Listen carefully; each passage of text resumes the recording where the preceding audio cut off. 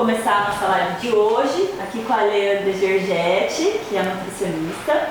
E a gente vai falar de um tema super legal, né, Lê? Fala pra gente um pouquinho. Vamos lá. Então, gente, bom dia, primeiramente, né? Eu tô aqui, agradeço o convite especial da Mari. Pode... Um minutinho, que a gente vai ligar a câmera. Vamos lá, gente, o tema é super legal. Auditória, entrando pessoal, Larissa Grimaldi, Bela, vamos lá, vai ser super bacana. Vamos lá, gente. Bom dia. Primeiramente, gostaria de agradecer o convite da Mari. Isso, podem fazer perguntas, a gente vai conversando. Hoje é uma estrutura muito mais de bate-papo, que quem está acostumado, né, com as minhas aulas, o que eu gravo no Instagram, segue mais ou menos nesse mesmo contexto, né? Mas hoje com um convite especial da Mari, assim, tô nessa cozinha aqui que eu fiquei encantada, maravilhada, e porque cai muito sobre o assunto que eu sempre comento, que eu deixo em rede social para vocês, o que eu utilizo muito no consultório, que é a nutrição comportamental, né?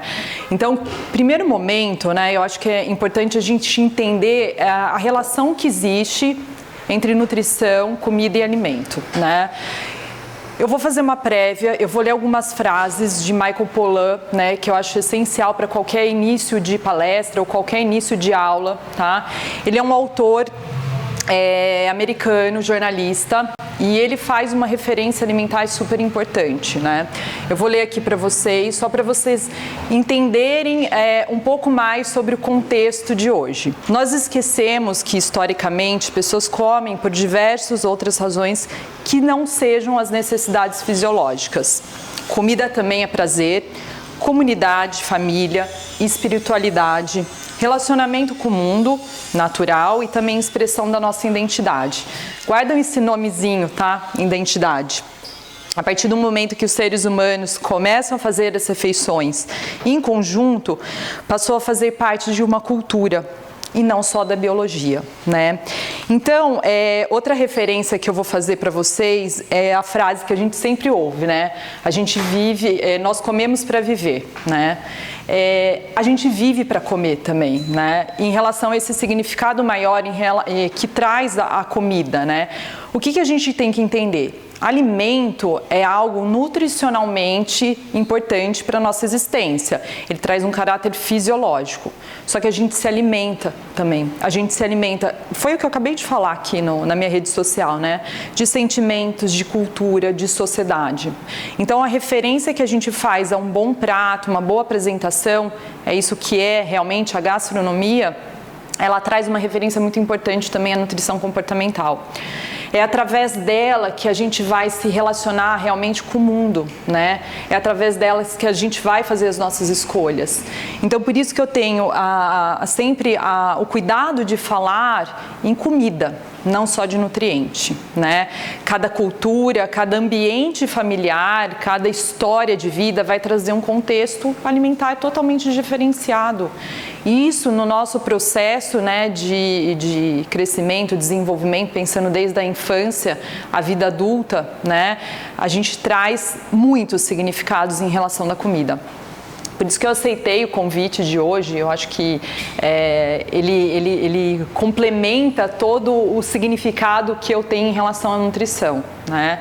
Eu, quando resolvi fazer a faculdade de nutrição, a gente tem aqueles 4 anos que a gente tem um aprendizado totalmente baseado em fisiologia, né, e bioquímica. E eu não entendia por que a gente não podia fazer outras escolhas além de composições de macro e micronutriente, né?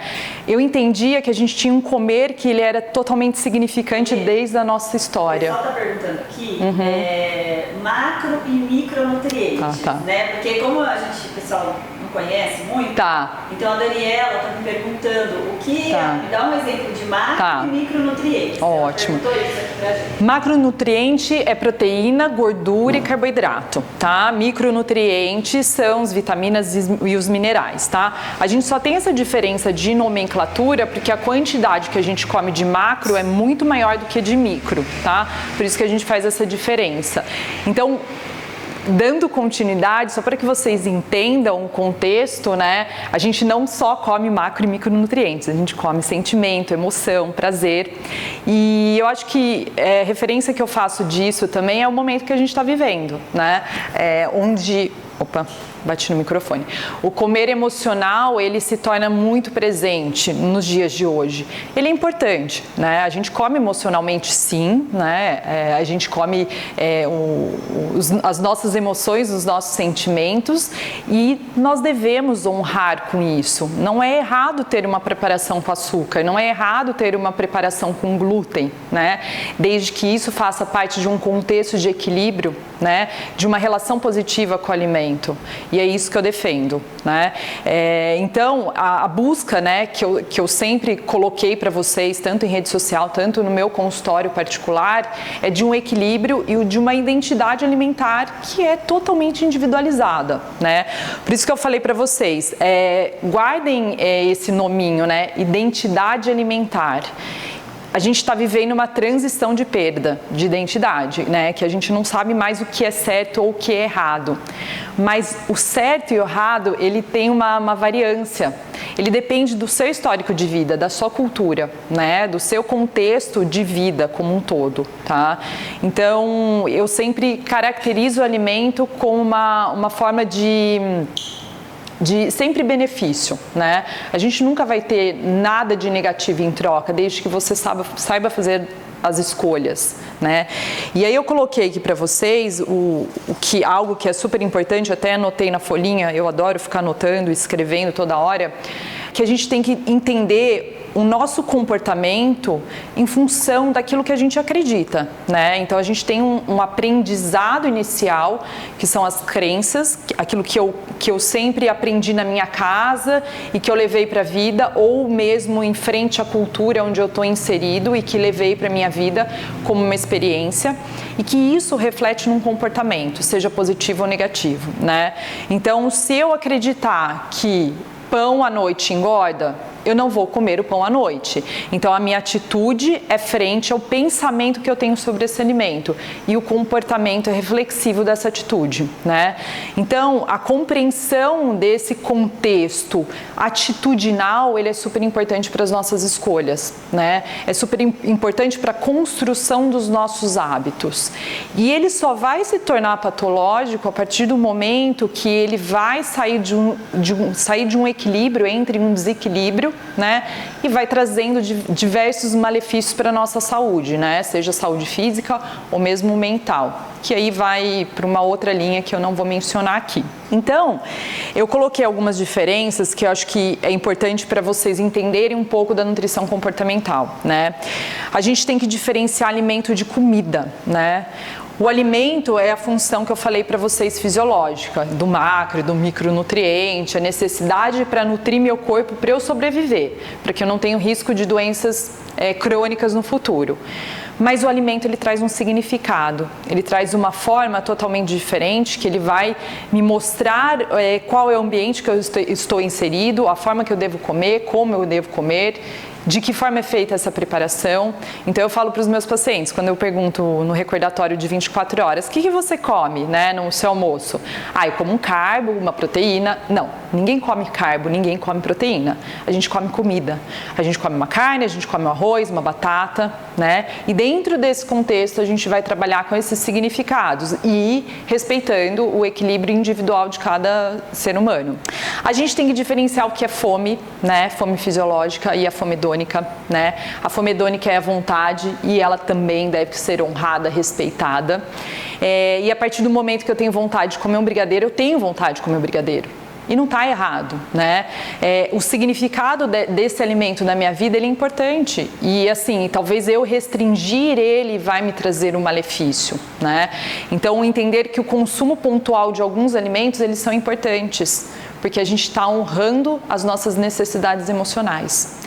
Se essas necessidades emocionais se tornarem, perdurarem e contínuas, né, repetitivas, aí a gente pensa num padrão patológico. Fora isso, não. Tá? A gente também tem que falar de saciedade, né, que é uma função fisiológica, tá? A gente também tem que pensar na motivação alimentar. Então, por que eu como? Porque é uma comida especial, porque veio de um histórico de vida, né?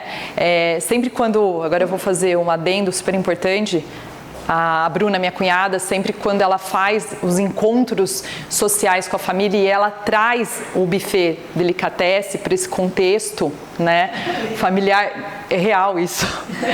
É de uma certa, eu posso até falar emoção, porque traz um significado muito importante, né? É uma preparação específica, não estou puxando sardinha, isso é real, tá?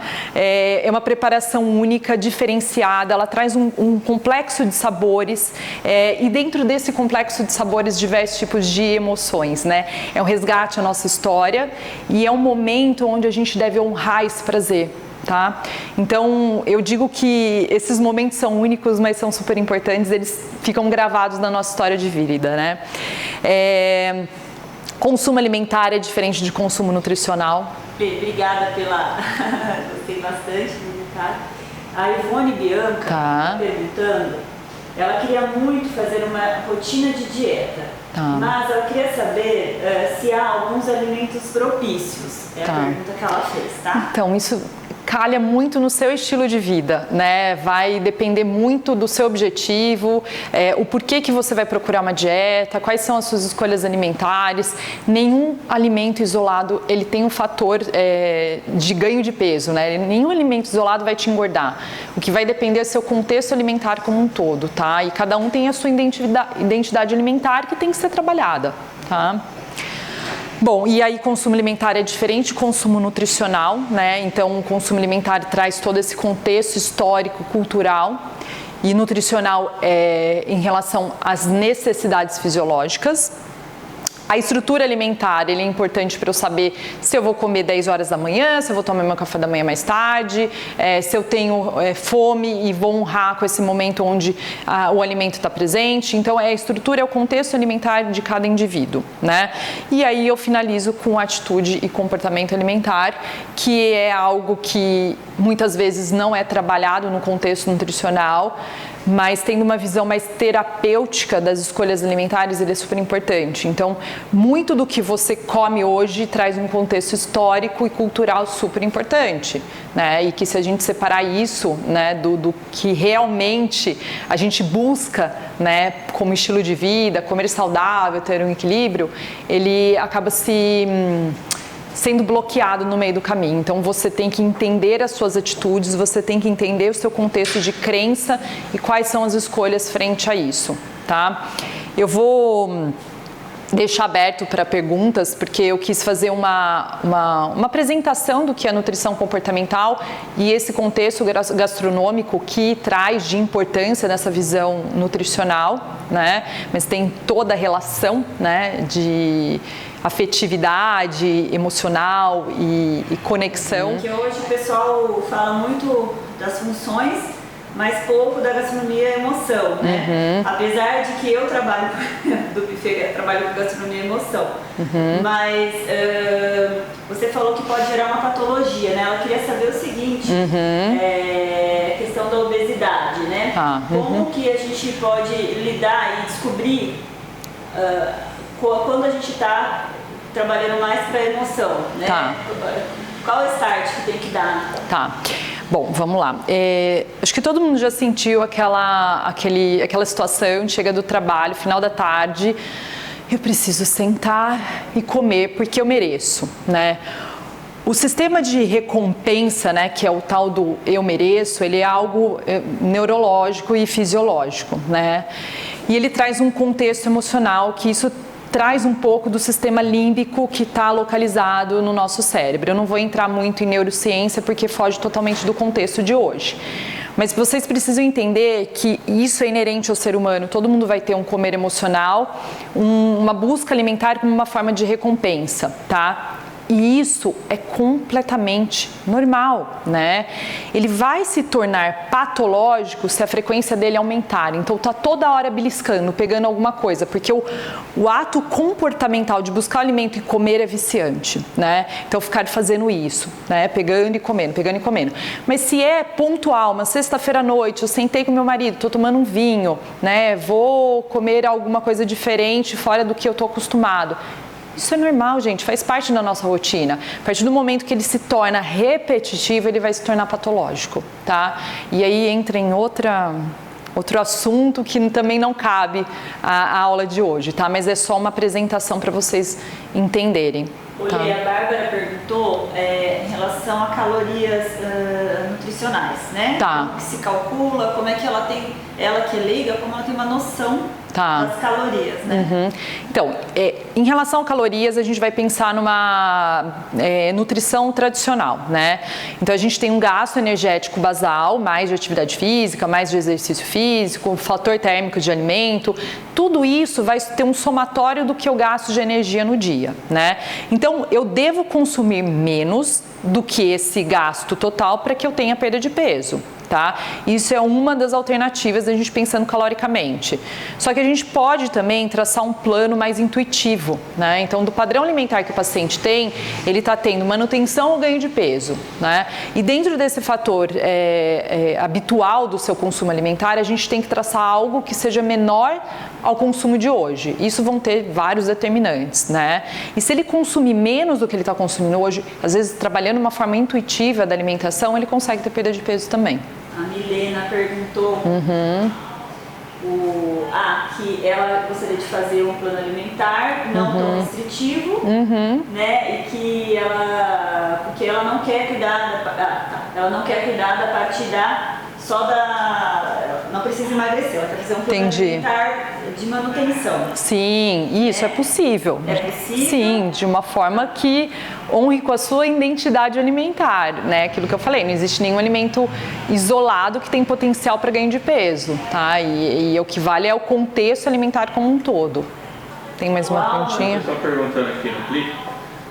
Nessa pandemia aqui é comum a gente ficar em casa e comer mais, ou beber até mais. E como é que a gente consegue reeducar? Tá, então, isso também, a pandemia, ela trouxe um reflexo, eu vou puxar um pouco mais para a parte patológica, só para ficar um pouco mais claro, né?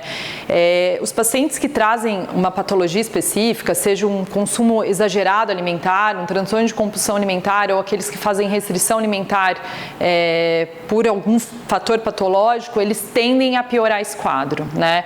Eu dei 2 extremos para vocês, um transtorno de compulsão alimentar ou uma restrição alimentar em função de uma anorexia, e tem os indivíduos que têm um comer emocional, né? Então, isso também é fator ocasionado pelo que nós estamos vivendo, cai muito em cima do que eu comentei agora no texto. A gente não deve restringir nada, né? Não é o momento para a gente fazer dieta, para a gente diminuir composição alimentar, diminuir caloria, mas entender que a gente está passando por uma transição, né?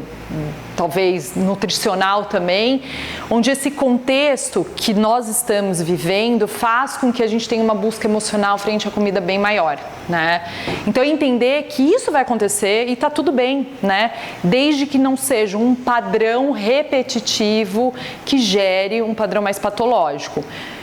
Complementando o que eu coloquei no Stories, agora de manhã, manter a atividade física como um fator modulador de estresse, né? Então, ninguém vai fazer compensações, mas a gente modula o estresse através de atividade física e honrando a sua fome hedônica, as suas vontades, com equilíbrio, tá?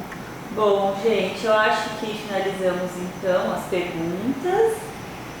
Thalita Ferreira falou que você é linda, que tá com saudade. Ah, bonitinha! Coração. Gente, muito obrigada por todos que entraram. Obrigada, gente.